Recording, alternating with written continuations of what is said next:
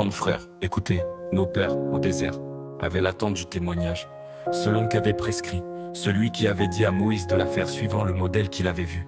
L'ayant reçu, nos pères, avec Josué, la firent entrer dans le pays conquis sur les nations que Dieu chassa de devant nos pères. Ainsi en fut-il jusqu'au jour de David. Celui-ci trouva grâce devant Dieu, et demanda de trouver un abri pour le Dieu de Jacob. Ce fut Salomon qui lui bâtit une maison, mais le Très-Haut n'habite pas dans des édifices faits à la main, selon que dit le prophète. Le ciel est mon trône, et la terre, le marchepied de mes pieds.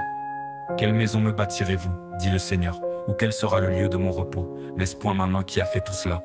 Homme, à la nuque raide et incirconcis de cœur et d'oreille, toujours vous résistez, vous, à l'Esprit Saint. Tels furent vos pères, tels vous êtes. Lequel des prophètes vos pères n'ont-ils pas persécuté? Ils ont tué ceux qui annonçaient d'avance la venue du juste, dont vous vous êtes fait maintenant traître et meurtrier, vous qui avez reçu la loi par le ministère des anges et ne l'avez pas gardée. En entendant cela, ils rageaient en leur cœur et grinçaient des dents contre lui. Mais lui, rempli d'Esprit Saint et les yeux fixés vers le ciel, vit la gloire de Dieu et Jésus debout à la droite de Dieu. Et il dit, voici que je contemple les cieux ouverts et le Fils de l'homme debout à la droite de Dieu.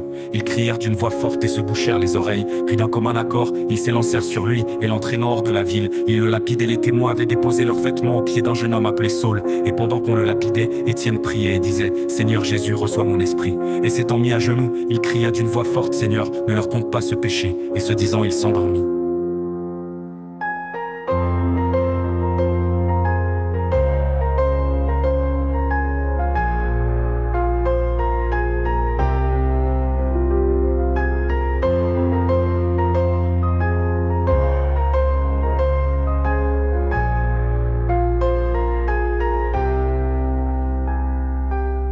En entendant cela, ils rageaient en leur cœur et grinçaient des dents contre lui. Mais lui, rempli d'Esprit Saint et les yeux fixés vers le ciel, vit la gloire de Dieu et Jésus debout à la droite de Dieu. Et il dit, voici que je contemple les cieux ouverts et le Fils de l'homme debout à la droite de Dieu.